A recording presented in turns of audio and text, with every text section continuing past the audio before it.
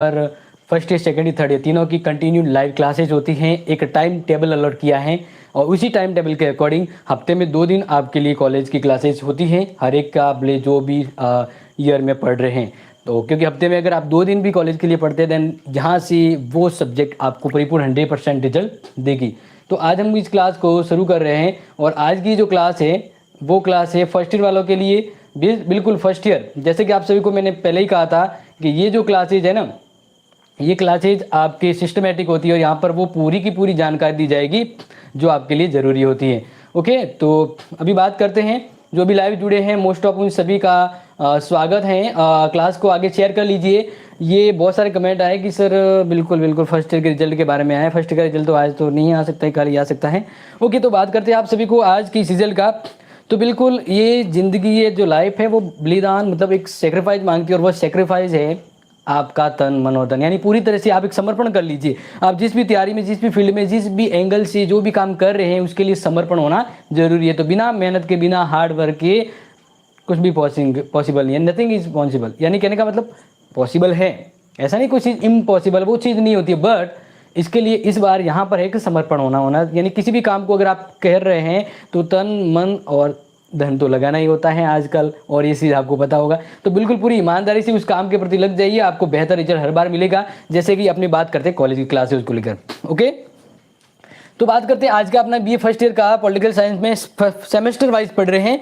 तो आपको पता होगा फर्स्ट यूनिट मैंने कंप्लीट कर दिया, जिसकी प्लेलिस्ट आप आराम से देख लीजिएगा, चैनल पर मिल जाएगी। और इस प्लेलिस्ट में आपको अब तक जितनी भी पॉलिटिकल की फर्स्ट सेमेस्टर में क्लास हुई है वो क्लासेज आपको मिल जाएगी। ओके, आज बात करते हैं जैसे कि मैंने इससे पहले वाला पार्ट है उसको आगे दोहरा रहे हैं। आज हम कंप्लीट करने वाले हैं आंगिक सिद्धांत। आप जानते हैं, मैंने पहले ही बताया था आंगिक सिद्धांत। आंगिक सिद्धांत क्या होता है? ये एक राज्य के संबंध में, राज्य की उत्पत्ति और राज्य के बारे में जो विचार है वो है आंगिक सिद्धांत। और इसके बारे में हमने पिछली क्लास में अच्छे से समझ लिया है। आज हम आंगिक सिद्धांत को ही कहते हैं सावयव सिद्धांत। ओके, तो हर्बर्ट स्पेंसर, आपने नाम सुना होगा और थंबनेल में भी देख लिया होगा। हर्बर्ट स्पेंसर ने राज्य के आंगिक सिद्धांत मतलब सावयव सिद्धांत के बारे में बताया। इतने तो मतलब इस विद्वान ने इतने अच्छे तरीके से विचारों को एक्सप्लेनेशन दिया है कि रियलिटी में व्यक्ति और राज्य दोनों को एक रूपक में बांध लिया है, इक्वलिटी करने का प्रयास किया है। जसराज शर्मा जी कह रहे बीए फर्स्ट ईयर रेगुलर किया है, सेकेंड ईयर प्राइवेट कर सकते हैं। ये डिपेंड करता है आपके पॉलिटिकल मतलब प्रैक्टिकल सब्जेक्ट के ऊपर। ठीक है, तो प्रैक्टिकल सब्जेक्ट के ऊपर ये डिपेंड करता है कि आपके प्रैक्टिकल सब्जेक्ट कितनी है। तो अब ये आज हम पढ़ रहे हैं सावयव सिद्धांत किसके अकॉर्डिंग? Herbert Spencer. तो हर्बर्ट स्पेंसर का सावयव सिद्धांत इस बार के लिए मोस्ट है। क्या है? मोस्ट है, इसको समझ लीजिएगा। ठीक है, बीए फर्स्ट का रिजल्ट आज तो नहीं आएगा Nirmala ji. BA first year का जो रिजल्ट है वो कल और सैटरडे, देखो मैं आपको पता है रोज एक दिन बढ़ा रहा हूँ, बट ये है ना कि जेएनवी बीच में कोई दूसरा रिजल्ट टपका देता है। तो आज दूसरे रिजल्ट आगे है तो जेएनवी का रिजल्ट है वो जारी नहीं होगा। ओके, अब हो सकता है कि सेकंड ईयर का रिजल्ट जैसे वो आया था अपने संडे के दिन, तो हो सकता है इस बार भी यही हो। तो सैटरडे और संडे इन 2 दिनों के मध्य आने की पूरी उम्मीद है। ठीक है, तो 2 प्रैक्टिकल हैं, तब तो नहीं होगा आपका, बिल्कुल नहीं होगा, आप रेगुलर ही करेंगे। ओके, तो अब बात करते हैं हर्बर्ट स्पेंसर ने सावयव सिद्धांत दिया है राज्य के संबंध में। तो इस सिद्धांत में इन्होंने क्या कहा, इस सिद्धांत में मैंने आपको क्या समझना क्या है वो चीज समझिए।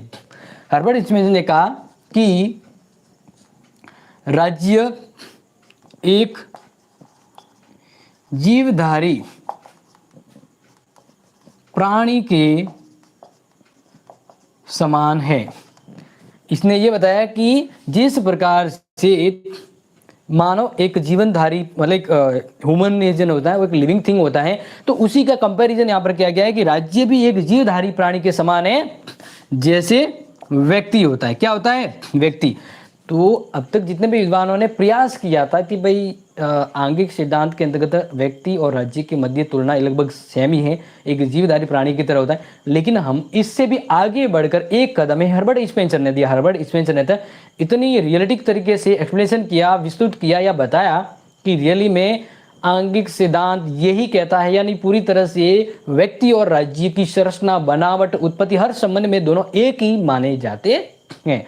इस प्रकार से यहाँ पर आगे मैं अगर आपको बताऊं तो हम यहाँ पर पॉइंट टू पॉइंट देखने वाले हैं कि हर्बर्ट स्पेंसर ने राज्य और व्यक्ति के मध्य क्या समानता और असमानता बताई। क्या समानता, सबसे मोस्टली हम बात करते हैं समानता के बारे में, ठीक है। तो यहाँ पे शॉर्ट में लिख रहा हूं हर्बर्ट स्पेंसर के अकॉर्डिंग, ठीक है।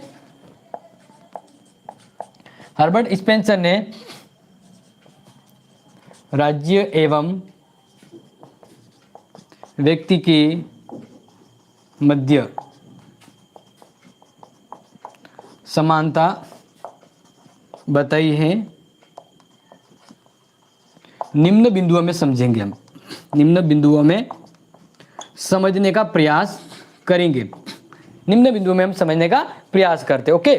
तो यहां से समझिएगा, पॉइंट टू पॉइंट हम डिस्कस करेंगे कि हर्बर्ट स्पेंसर का सावयव सिद्धांत है, वो ये मानता है कि व्यक्ति और राज्य दोनों एक ही थिंग है, दोनों लिविंग थिंग है, दोनों का वही सिस्टम, वही क्रिएशन, वही रचना है। जैसे एक व्यक्ति की होती है, एक राज्य के भी वही है। मतलब कहने का मतलब है जिस प्रकार से व्यक्ति का निर्माण, उद्भव होता है, विकास होता है, उसी प्रक्रिया के अकॉर्डिंग राज्य का भी होता है। यही सावयव सिद्धांत है। तो अब पॉइंट टू पॉइंट समझते हैं ताकि आपको समझ में आ सके। तो पहला है रचना के आधार पर। रचना के आधार पर यानी किसी भी चीज की कोई उत्पत्ति होती है तो उसे रचना कहते हैं, ठीक है। तो यहाँ पर बताया गया है कि व्यक्ति की तुलना राज्य से की गई हूबहू। तो पहला पॉइंट है रचना के आधार पर। आपको जो जिस तरह से मैं बता रहा हूं ना, पूरा का पूरा नोट करना, एग्जाम में यही थिंग्स आपको लिखनी है। समझाने का काम मेरा है, लिखने का काम आपका होना चाहिए नोट से। सिर्फ ये क्या है, नोट से। तो बात करते हैं रचना। जिस प्रकार एक व्यक्ति की जो रचना होती है, उसमें खून, मांस, हड्डी, अस्थि पंजर होकर एक शरीर, एक ढांचा बनता है कि नहीं बनता है? बनता है। तो उसी प्रकार राज्य का भी निर्माण होता है। उसी प्रकार क्या होता है, राज्य का भी निर्माण। It's Raj, hello, welcome dear. यहाँ पर आपको समझ में आ गया होगा कि थोड़ा सा मैं आपको लिखवा ही देता हूँ, साथ साथ में लिख दीजिएगा। व्यक्ति का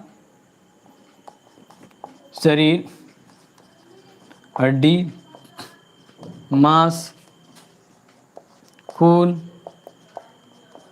आदि से निर्मित होता है। उसी प्रकार व्यक्तियों से राज्य का निर्माण होता है। देखो यहाँ पर एक सिंपल थिंग्स है कि इसने क्या कहा है कि व्यक्ति ही मिलकर राज्य का निर्माण होता है। तो अब व्यक्ति है वो हड्डी, मांस, खून आदि से मिलकर बनता है और व्यक्ति ही राज्य का पार्ट होता है, राज्य का अंग होता है। तो इसका मतलब राज्य भी इसी प्रकार से बनता है। तो रचना के आधार पर दोनों में कॉमन फैक्टर बैठाने की कोशिश की गई है। सर कल मेरा एग्जाम है, प्लीज तुलनात्मक राजनीति के बारे में समझाइए। ये तुलनात्मक राजनीति के बारे में पूरी डिटेल से मैंने 2023-24 के लिए एक प्लेलिस्ट बनाई है। उसमें आराम से 2 से 3 वीडियो दिए हुए, आप उसमें देख लीजिएगा, पूरी की पूरी डिटेल आपको समझ में आ जाएगी। क्योंकि ये क्लास का लिंक है फर्स्ट ईयर के लिए। तो जस्ट इस बार का जो पैटर्न है उसी अकॉर्डिंग चीज़ें मैंने इन्वॉल्व की है, बहुत अच्छे से समझाया है। आप जस्ट चैनल के प्लेलिस्ट में जाइए और प्लेलिस्ट में देखिए, आपको सेकंड ईयर की नई प्लेलिस्ट दिखेगी जिसमें 7-8 वीडियो ही है और आपका तुलनात्मक राजनीति का पहले से वर्णन मिल जाएगा। ओके, तो बात करते हैं यहाँ पर रचना के आधार पर। तो आपको समझ में आ गया कि भाई हर्बर्ट स्पेंसर ने दोनों में क्या कॉमन चीज बताई है। तो रचना के आधार पर तो मैंने आपको बता दिया। ओके, यस बिल्कुल, आप देखिए आपको मिल जाएगा, ठीक है। अब बात करते हैं दूसरा कि भाई राज्य और व्यक्ति में क्या कॉमन चीज है हर्बर्ट स्पेंसर के अनुसार। तो दूसरा है जन्म। क्या है? जन्म। कि भाई व्यक्ति का जन्म की प्रक्रिया है क्या राज्य भी इस प्रकार से होता है क्या? तो यहाँ पर कहा गया है कि प्राणी शरीर और राज्य दोनों का जन्म है। यहाँ पर कहा गया है कि प्राणी शरीर यानी व्यक्ति, प्राणी शरीर एवं राज्य का निर्माण किससे होता है? जीवाणुओं से। किससे होता है? कहने का मतलब सेल्स, कोशिका होती है ना, कोशिका का जो सबसे स्टार्टिंग पॉइंट होता है वो जीवाणु तो होते हैं। तो इन जीवाणु से शरीर का निर्माण होता है और ये शरीर ही व्यक्ति का एक रूप होता है और यही व्यक्ति राज्य को भी बनाते हैं। तो मतलब यहाँ पर क्या हुआ कि राज्य का जन्म और व्यक्ति का जन्म जीवाणु से होता है, ऐसा कॉमन फैक्टर बैठाने की कोशिश की गई है। ठीक है, बात करते हैं तीसरा कॉमन फैक्टर क्या है इसमें। तो तीसरा है विकास, क्योंकि ये पॉइंट आपको बताना होगा। आप जब हर्बर्ट स्पेंसर के सिद्धांत को जब बताएंगे ना, तब ये चीज कि हर्बर्ट स्पेंसर ने किन आधार पर व्यक्ति और राज्य को समान बताया है, तो ये पॉइंट आपको उसमें एक्सप्लेनेशन के रूप में देने होंगे ताकि आप समझ पाए। ठीक है, तो यहाँ पर बताया कि एक व्यक्ति का प्रोसेस होता है कि वह शुरुआती होता है, उन्नति होती है, विकास होती है, वृद्धि होती है और वो आगे उन्नति करता है कि नहीं करता है। यानी राज्य एक ही जगह नहीं रुकता है, उसका उन्नतर विकास होता है, वो आगे बढ़ता रहता है। तो यहीं पर अगर मैं आपको बताऊं तो इसी प्रकार व्यक्ति एक सामान्य संरचना से जटिल की ओर बढ़ता है, कॉम्प्लेक्स चीज की ओर बढ़ता है। उसी प्रकार एक राज्य शुरुआत में सिंपल होता है, धीरे धीरे वो जटिल अवस्था में आकर एक विकसित अवस्था में और धीरे धीरे वो विकसित राज्य बनता है। तो उसी प्रकार व्यक्ति भी अपने विकास की ओर बढ़ता है और राज्य भी अपने विकास की ओर बढ़ता है। दोनों में उत्तरोत्तर विकास होता रहता है। तो इस प्रकार से विकास के क्रम में दोनों में समानता बैठाने का प्रयास किया है।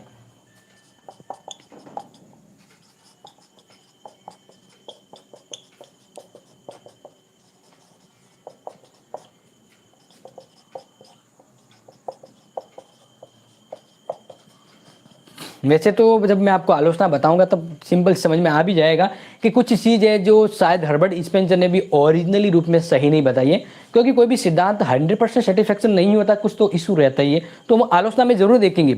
लेकिन फिलहाल हर्बर्ट स्पेंसर का जो मोस्ट इंपॉर्टेंट सिद्धांत है सापेक्ष सिद्धांत, उसने व्यक्ति और राज्य को एक कॉमन फैक्टर में बांधने की कोशिश की है।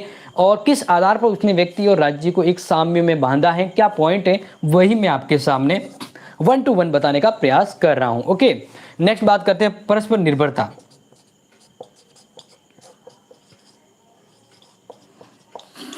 देखिए, परस्पर निर्भरता का मतलब क्या होता है, आप सभी को पता है, डिपेंडेंस, कि भाई कोई व्यक्ति किसी के ऊपर डिपेंड रहता है, या कोई जैसे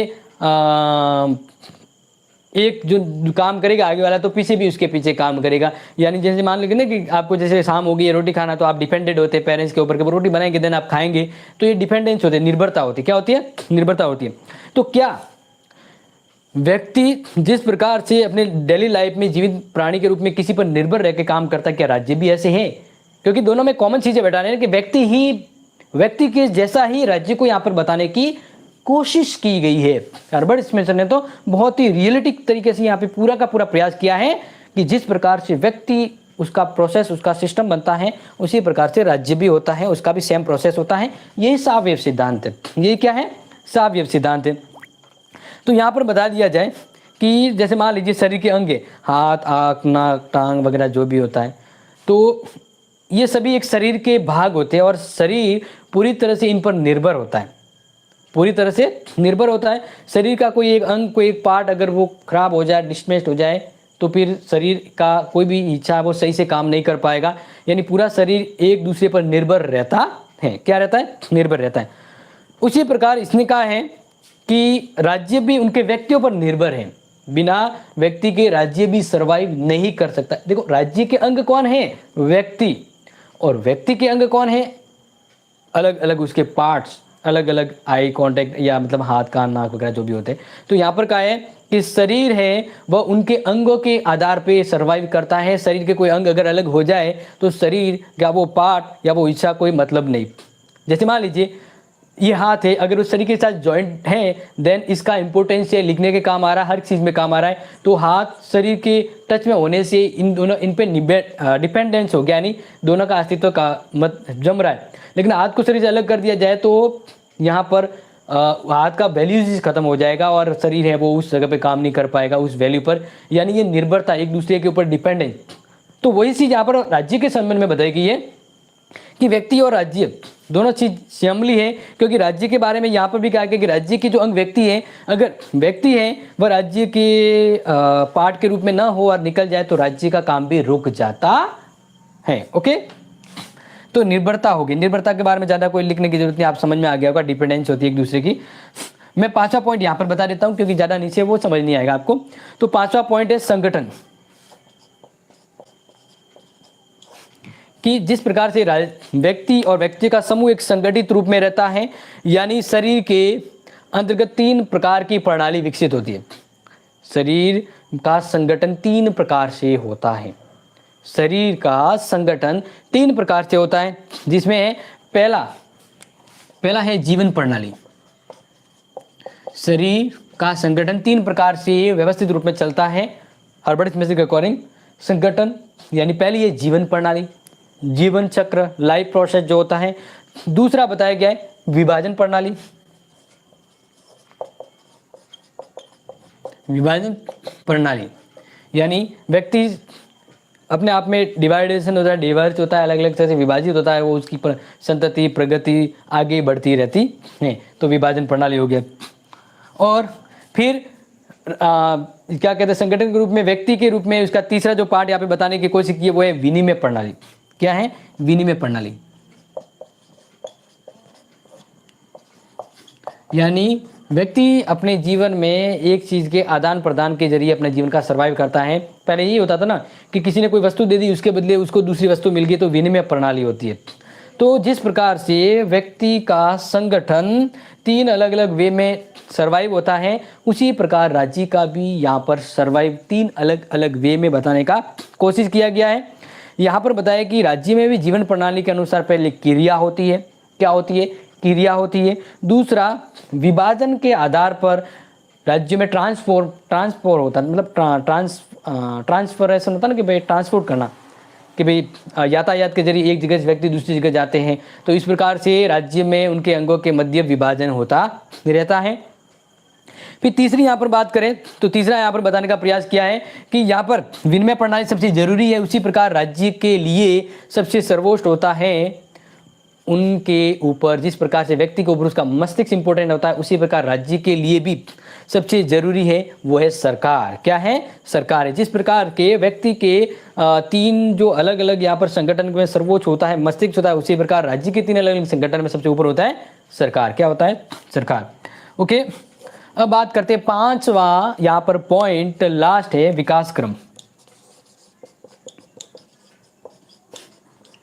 विकास क्रम का मतलब होता है डेवलपमेंट स्टेज जो होता है अलग अलग आधार पर, उसके बारे में देखने का प्रयास करें। तो जिस प्रकार शरीर एक नाशवान है, नाशवान का मतलब क्या होता है? एक दिन तो समाप्त होगा। कहते हैं ना, आए हैं तो जाना भी है, जीवन है तो मरण भी है, यानी जीवन एक नाशवान है, एक दिन उस शरीर का समाप्त, यानी जीरो से हीरो, हीरो से जीरो होने की व्यवस्था रहती है। तो यहाँ पर यही बताने का प्रयास किया है कि शरीर नाशवान है, ये निरंतर है, वो विनाश की ओर जाता रहता है, बढ़ता रहता है। यानी पुराने, यही होता है कि शरीर के पुराने घटक है वो उसमें आते, मतलब शरीर है वो पुराना जब होता है, यानी समय होता है, तो शरीर धीरे धीरे कमजोर हो जाता है, वो धीरे धीरे विनाश की ओर जाता है। उसके अंग घटक है वो धीरे धीरे काम करना बन जाते हैं, शरीर विनाश की ओर जाता है। उसी प्रकार राज्य के अंदर भी, राज्य के अंदर यानी व्यक्ति होते हैं, उसके अंग, तो व्यक्ति भी बीमार होते हैं, वृद्ध होते हैं और वो भी चले जाते हैं। इस प्रकार राज्य भी धीरे धीरे अपने एक उस एज की ओर जाता है जिस प्रकार नए व्यक्ति का जन्म होता है, नए अंगों का जन्म भी होता है, या नई तरह से प्रोसेस चलती रहती है। तो यहाँ पे विकास क्रम में यही कहा है, 0 से हीरो और वापस 0 होता है, देन यहाँ पर राज्य के अंग भी 0 से 0 की ओर बढ़ते हैं। तो ये तो विकास क्रम बता दिया। अब मैं यहाँ पर आपको बताने जा रहा हूँ नेक्स्ट, हर्बर्ट स्पेंसर ने जिस प्रकार से राज्य और व्यक्ति के मध्य इक्वलिटी, समानता बताई गई है, अब इस सिद्धांत की हम आलोचना करें, क्रिटिसाइजिंग करेंगे। क्या ये सिद्धांत रियलिटी में ऐसा ही है या उस सिद्धांत को हर्बर्ट स्पेंसर जरूरत से ज़्यादा जोर दिया है? रियलिटी में साम्यता नहीं है, लेकिन हर्बर्ट स्पेंसर ने इस सिद्धांत पर इतना जोर दिया है कि उसने रियलिटी वाली चीज़ें मिस कर दी। तो हम आलोचना देखने वाले, क्या देखने वाले? आलोचना देखने वाले हैं। तो ये आपने नोट कर लिया होगा। अब देखते हैं हर्बर्ट स्पेंसर के सावयव सिद्धांत की आलोचना के बारे में, ठीक है? ओके, तो ध्यान रखिएगा, ये बहुत ही इंपॉर्टेंट, इसलिए आप सबको यहाँ पर बताने की प्रयास कर रहा हूँ। बी फर्स्ट का रिजल्ट कब आएगा भोपाल जी? आज तो देखिए एमए का रिजल्ट आया है तो आज तो आ नहीं सकता है। अब जैसे सेकंड ईयर का संडे को आया था, हो सकता है कि कल और संडे के बीच आ सकता है। मैं भी क्या करूँ, ये जेएनवी वाला है जो अगर आगे अलग अलग नया रिजल्ट दे देता है तो फिर आपका रिजल्ट वो पेंडिंग में रहता है। आलोचना या कहें सावी सिद्धांत में हर्बल स्पेंसर ने जो बताया है, उस सिद्धांत में उसने जो बताया कि ये उस सिद्धांत में काफ़ी असमानताएं हैं, वो भी हम यहाँ पर देखने वाले हैं। तो पहला तो हर्बर्ट स्पेंसर की आलोचना कर रहे हैं पहले पॉइंट के साथ, ध्यान रखिएगा, पारस्परिक निर्भरता की सीमा में भेद।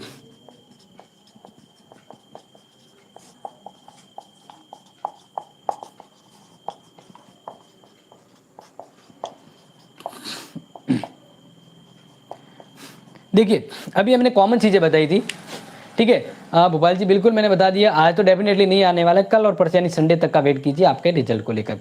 अब देखिए यहाँ पर हर्बर्ट स्पेंसर ने कहा है कि जिस प्रकार शरीर के अंग शरीर के ऊपर निर्भर रहते हैं और वह अंग ना हो तो शरीर का कुछ भाग है वो उसको काम को अच्छे से नहीं कर पाता है, उसी प्रकार राज्य भी ऐसे ही होता है। राज्य के अंग कौन होता है? व्यक्ति।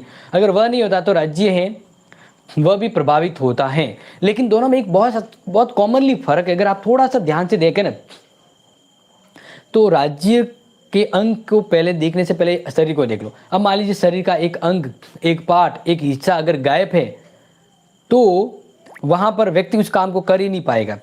और शरीर से अलग, जैसे हाथ को शरीर से अलग कर दो तो अब उस हाथ की वैल्यू रहेगी? हाथ कोई काम का नहीं रहेगा, या इस प्रकार से शरीर भी वो काम नहीं कर पाएगा। अब यहाँ पर व्यक्ति के शरीर का अंगों का शरीर के ऊपर निर्भरता 100% है कि शरीर के अंगों का शरीर के साथ होने से ही काम चलता है। लेकिन राज्य के अंग कौन है? व्यक्ति। अब अगर कुछ व्यक्तियों को राज्य से निकाल भी दो, कुछ व्यक्तियों को राज्य से निकाल भी दो तो राज्य न तो समाप्त होगा न व्यक्ति का काम रुकने वाला है। या मान लीजिए राज्य का सर्वनाश कर दिया, राज्य को किसी दूसरे राज्य ने जीत लिया तो राज्य के अंग समाप्त होंगे क्या? राज्य खत्म होगा लेकिन लोग खत्म नहीं हो सकते, क्योंकि लोग राज्य के ऊपर निर्भर है भी और नहीं भी। लेकिन व्यक्ति के अंग, व्यक्ति के शरीर के ऊपर निर्भरता होती है। तो निर्भरता के बारे में फर्क है कि शरीर के अंग पूरी तरह से निर्भर होकर काम करते हैं, लेकिन राज्य के अंग, जैसे मान लीजिए व्यक्ति अगर राज्य का अंग है तो अगर राज्य समाप्त हो जाएगा तो व्यक्ति है वो समाप्त नहीं होंगे, उसकी निर्भरता पूरी तरह से राज्य के ऊपर नहीं है, वो अपना जीवन गुजार सकते हैं। महाराणा प्रताप जी कह रहे हैं कि सर बीए फर्स्ट ईयर का रिजल्ट कब आएगा? तो बीए फर्स्ट ईयर का जो रिजल्ट है आज नहीं आने वाला, क्योंकि आज एमए का रिजल्ट है वो डिक्लेयर कर दिया गया है। तो इस वजह से कल या फिर जैसे कि आपको पता होगा संडे को भी रिजल्ट डिक्लेयर किया था सेकेंड ईयर का, तो संडे को आ सकता है। ओके, तो ये तो आपको समझा दिया निर्भरता के बारे में। दूसरी बात करते हैं यहाँ पे, दूसरा पॉइंट, चेतना शक्ति का भेद। चेतना शक्ति का भेद यहां पर देखिए, शरीर के यानी व्यक्ति शरीर में एक ही चेतना शक्ति होती है, एक ही कंसिस्टेंस चेतना होती है, लेकिन राज्य के अंतर्गत राज्य के अंग हर एक की अपनी अलग अलग चेतना होती है। मतलब बात करूं कि हर्बर्ट स्पेंसर ने कहा कि राज्यों और व्यक्ति का शरीर, व्यक्ति शरीर समान है, लेकिन आपको पता होगा एक व्यक्ति के शरीर में एक ही चेतना निवास करती है, एक ही कॉन्शियसनेस होती है। लेकिन बात करें राज्य, तो राज्य के अंग, हर एक अंग की अपनी अपनी चेतना शक्ति, इच्छा शक्ति होती है। तो इस प्रकार से तो दोनों में बहुत सारे डिफरेंसेस है, क्योंकि दोनों में अलग अलग चेतना है। यहाँ पर व्यक्ति का एक ही मस्तिष्क होता है, एक ही केंद्र होता है, लेकिन राज्य के जो, जैसे व्यक्ति के जो अलग अलग अंग होते हैं ना, जैसे हाथ, कान, पाँव, नाक वगैरह जो भी है, तो उसमें उन सब के लिए एक ही माइंड होता है और एक ही जीवन कॉन्शियसनेस होती है, एक ही चेतना शक्ति होती है। लेकिन राज्य के अंगों के लिए अलग, हर एक अंग की, हर एक व्यक्ति की अलग चेतना शक्ति, मस्तिष्क और अलग अलग चीजें होती है। तो दोनों में कैसे कॉमन होगा? कॉमन तो है ही नहीं, कॉमन तो है ही नहीं। इसके अलावा तीसरा पॉइंट देखिए, ये तो बहुत ही बड़े पॉइंट बता दिए। अब तीसरे पॉइंट से मैं आपको अब इसकी थोड़ी असमानता के बारे में बताने का प्रयास करता हूं, ठीक है, जिसे आपको समझ में आएगा। यह है समानता पूर्णतः नहीं। बिल्कुल राज्य और व्यक्ति को बिल्कुल एक जैसा नहीं मान सकते, क्योंकि राज्य का संगठन किसी समझौते या व्यक्ति के मिलने से होता है, लेकिन शरीर को बनने के लिए किसी समझौते की जरूरत नहीं होती है। शरीर एक नेचुरल थिंग्स होती है जिसका एक फिजिकल सिस्टम होता है शरीर बनने का, लेकिन राज्य का कोई फिजिकल सिस्टम नहीं होता है। राज्य एक समझौते का परिणाम भी हो सकता है, तो दोनों में समानता तो है ही नहीं। ठीक है, बात करते हैं चौथा पॉइंट। चौथे पॉइंट से और क्लियर करेंगे। चौथा पॉइंट यहां पर बताया कि व्यक्ति का स्थान पूर्व निर्धारित नहीं होता। व्यक्ति का स्थान राज्य में पूर्व निर्धारित नहीं होता। यस, ये चीज आपको पता होगी। देखिए, अब यहां पर एक चीज बताऊं कि व्यक्ति के अंग कौन होते हैं? हाथ, कान, नाक, पांव, आंखें वगैरह होती है। तो उन सभी का एक फिक्स स्थान होता है कि हाथ है तो वो यहीं पे ज्वाइंट होगा और इसका ये काम है कि वो लिखना, करना, पढ़ना या जो भी मतलब होता है। आंखों का काम देखना होता है, नाक का काम सुनना वगैरह होता है। तो उस व्यक्ति के शरीर के अंगों का एक पहले से पूर्व निर्धारित काम होता है। अब राज्य के अंग कौन होता है? खुद एक व्यक्ति होता है। तो व्यक्ति का क्या पहले से कोई डिसाइडेड होता है कि व्यक्ति राज्य में क्या करेगा? उसका कोई फिक्स नहीं होता है।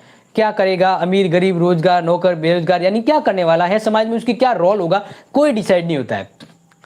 जबकि व्यक्ति के अंग हैं वो पहले से फिक्स कंडीशन में, तय कंडीशन में आकर काम करते हैं। जबकि राज्य के अंग जो होते हैं वो मतलब व्यक्ति है, उसका कोई डिसीजन या कोई फिक्स लाइफ स्किल नहीं होती है, उसका लाइफ शेड्यूल नहीं होता है। तो इस प्रकार से इस आधार पर तो दोनों में कोई कॉमन फैक्टर नहीं दिख रहा है। समझ में आ रहा है कि नहीं आ रहा डियर? आ रहा होगा।